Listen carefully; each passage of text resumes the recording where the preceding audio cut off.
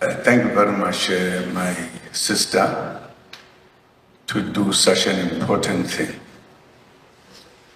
to make us not forget our leader, very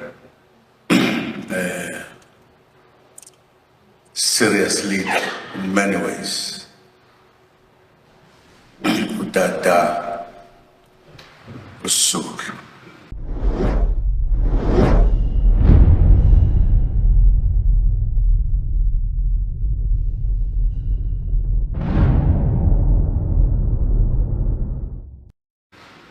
As well as our leaders were Umama Sisulu. Many qualities that we can talk about with those two. So it is important to make their names not fade away. I also thank everyone who's here, particularly my good brother there, Babu Pusag. We went to some places together at some point during the struggle. At some point I made it a point that he comes to Mozambique during the struggle. But also, as you know, he gave birth to a very powerful organization that he made a call that the time had come that we should be together as freedom fighters. And it became such a big organization. It had a background how it came into that level. So thank you very much, my brother, to see you. When you made a call, it reminded me that there was this occasion. I cancelled other things and thought I should come. Particularly because Mama Sisulu is now called Mama Sisulu. We collided in the early days of our struggle, and we worked together with her.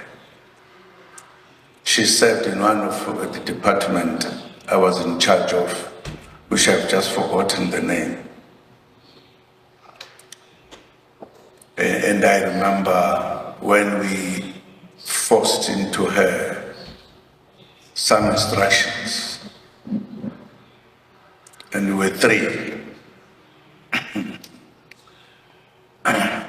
The old man who was running that department as well, which I've just forgotten, together with Joe before he was assassinated, when we forced her to go to Swaziland and make herself a citizen of Swaziland for our own reasons, because we wanted her to be nearer.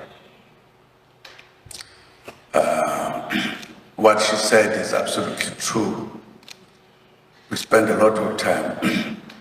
When she came out of the detention, she gave me a message from the special branch who said I escaped to the country. She must tell me something that one day they'll catch me. But they did not succeed to do so. But thank you to keep the name of our father and mother and leaders of a very special caliber. I think one of the speakers here said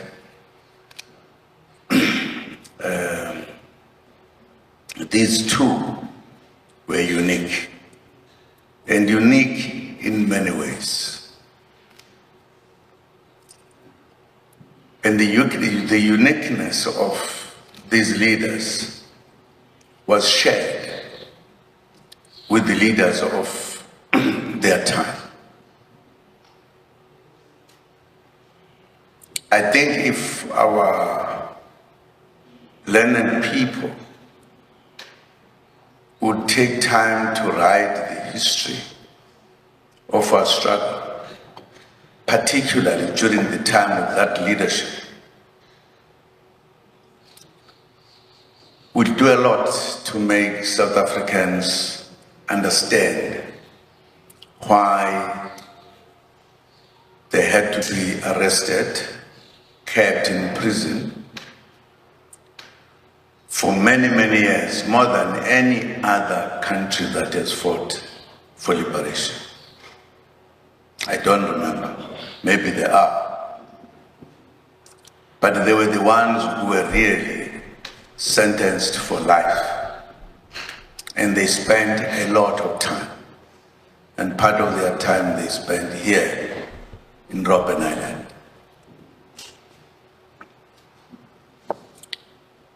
And therefore it is pleasing that even this occasion is here on Robben Island. Robben Island became something out of this world. After declaring the armed struggle in the country, established, this was done, by the way, after the banning of the ANC. In other words, outlawing of the ANC. And that leadership said and thought, what can we do? And it were that leadership that decided, let us declare the armed struggle. And did it so carefully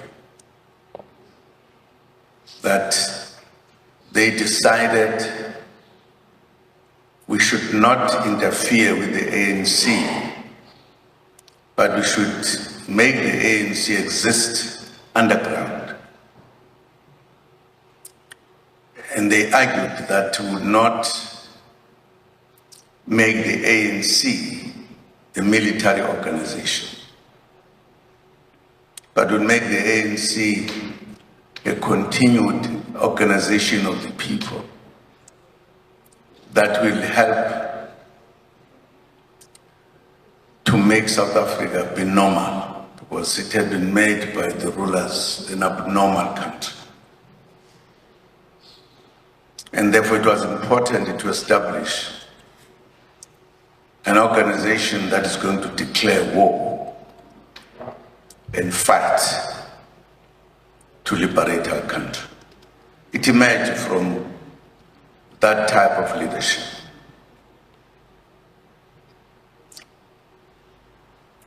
And it had a long discussion when there was a debate whether we should indeed go for armed struggle or continue, change names maybe. And there was evidence already that if you had an organization to try to change the name, it doesn't work. Because the name that the second organization that will come will be also banned. So you will change the names until when? That was a question we asked here. There was an experience of Zimbabwe, which was then Rhodesia. The first organization there was the African National Congress. It was banned by the oppressors, and they established another name, ZAP. It was banned again. So the leaders here had learned you can't think that the name will help you. And therefore, once they do so, it means they're challenging you to get into the struggle. These leaders, particularly that Sisulu, was part of the greatest thinkers ever produced, I think, in our struggle, given the level at which the struggle was. of course, Sisulu being a type of a leader that was recognized by the leadership, he was charged at some point, and there was a case against him. And he then, the case was done and he was found guilty. He appealed the sentence, so he did not go to prison at the time. Then the case went on again. But he and his colleagues had taken a decision that there was no time to go to prison. The struggle was now on. If he was sentenced, whatever sentence, to go to jail, they took a decision he would not go to jail. He will go underground and disappear. In other words, not serve the sentence. Very bold, very serious, if that happened. Indeed, I think he was sentenced for 6 years, if I remember. And the police never found him. He disappeared into the thin air. And they did not know where he was. That's when he now was conducting the struggle underground, not seeing his children, wife, just disappeared.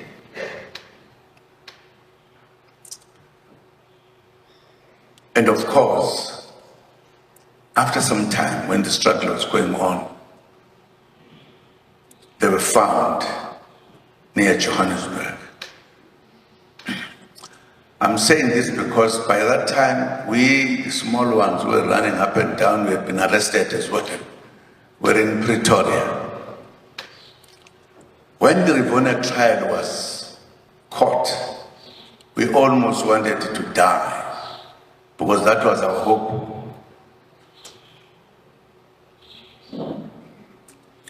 And indeed, Comrade Mlangeni, who had gone for torture, he came back and said that the special branch were boasting that we found your fathers. They're arrested, all arrested. And we nearly wanted to collapse. As they came in the main prison in Pretoria, Kamela was called aside and given clothes for prison. He was immediately taken away from the big group. He was not allowed to exercise together with us because we were exercising together with the leadership. And that was the beginning of his journey to Robben Island as a prisoner.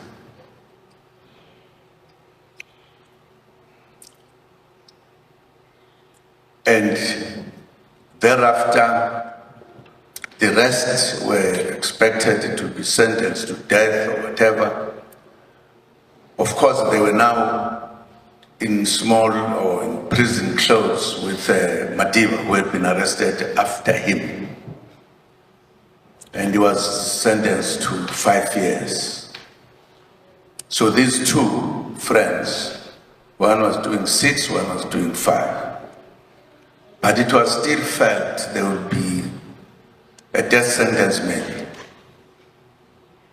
It was a tough time.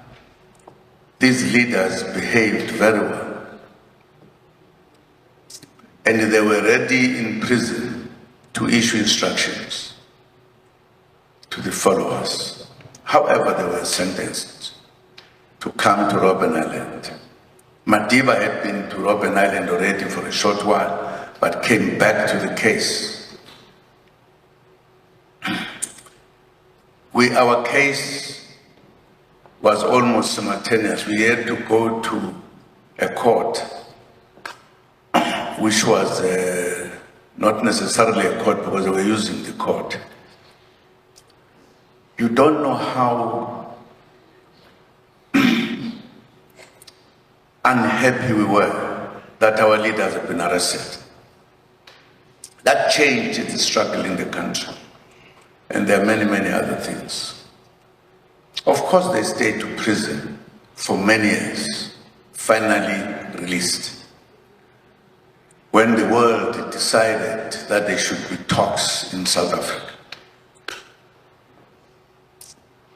We're very happy that they were out, still alive.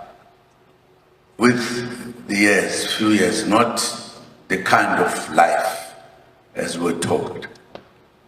South Africa changed into a situation of negotiations. I'm hoping that at some point we'll have time to tell this story as we know it, we who were in the struggle, who at some point were sentenced to death and came to Robben Island and stayed here for a decade. Some more, very few stayed for a short time. We got to know one another even better. And I think we're more serious to fight and finish everything. I always feel my leaders have got information how, for an example, elections came about and what were the decisions taken by the Western countries, by the way, who then pushed the government that we should negotiate. And negotiations took place. And there are many issues, again, we have not talked about, because at times people take it easy. Some even criticize elections. I mean, why do I say elections? Criticize the negotiations, but not realizing that it was the struggle that led to that, particularly when the Western countries realized that it was a matter of years, the enemy will be defeated. And once that happened, there will be no longer any way of preventing us liberating ourselves. The argument they put to the government was, you have to negotiate. Because if you don't negotiate, probably in a decade, you will be defeated. And there will be no more any white person in South Africa who would be in charge. And you will have no say once you are defeated. And therefore, the Western countries said, we are instructing you to negotiate because you have no alternative. If you compare two things, fighting and you are defeated and you have got no role in this country, than negotiating for your future so that you can have at least some role to play. You have to agree that you must negotiate. We as the Western countries will not support you if you continue fighting. Because if you did so, then South Africa was free, you will have no right of anything. And therefore, we as the Western countries were not going to allow this. These were secret discussions. Because if you did that and you were defeated, the communists will come in, take over this country. And our strategic point in the world would have been gone. And therefore negotiate. It was very difficult for them to agree, but they said, we're not going to nest you. You cannot make the Western world lose a strategic, a number, almost 2 strategic points in the world. And then they had no alternative there to say, okay, let us agree. They allowed P.W. de Klerk, those who were still alive will remember, when he made a statement addressing the white population in South Africa. He said, the world is changing. We also must change. We cannot fail to change. Because if we don't change, we are faced with 2 choices: to adapt or die.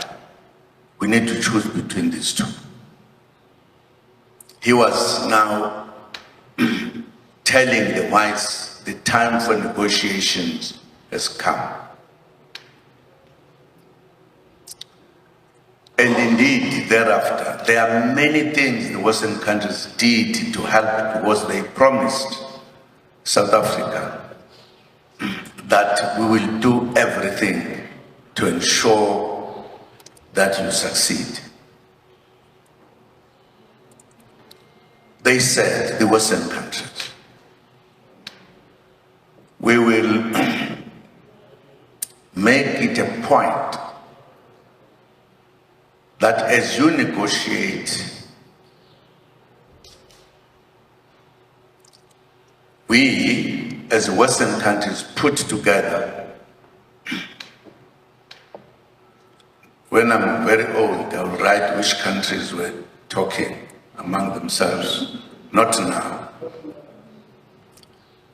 That our job will be to weaken the ANC because it is too strong, too big. We want to weaken it so that it becomes smaller, so that it does not run the country on its own. It must be forced to have parties that will work with.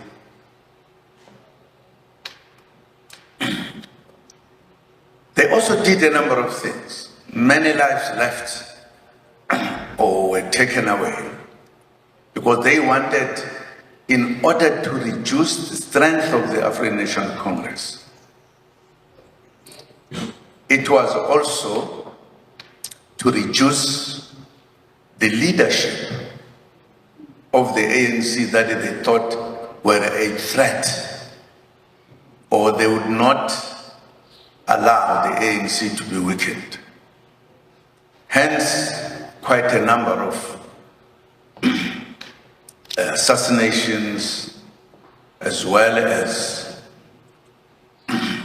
quite a number of, what is this thing? Where people just feel my arm is getting weak. Huh? What? Huh? It's called stroke. Oh, you said it at the same time. That's why people like our president, Oliver Tambo, became a victim. Not him alone. But some also, among what we were referred to as our enemy, who were too radical for their thing, they also received the same from their brothers, because they thought they were, in another way, they will also delay the negotiations. Others were killed, like Christian, etc.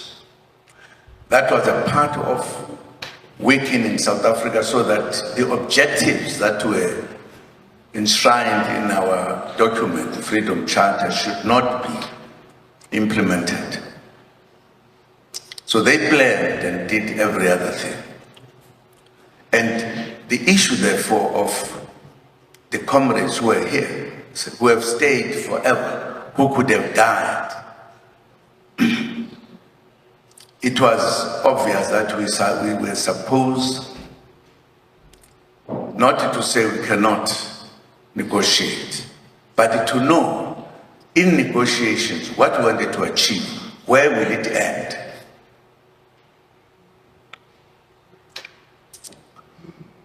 And indeed,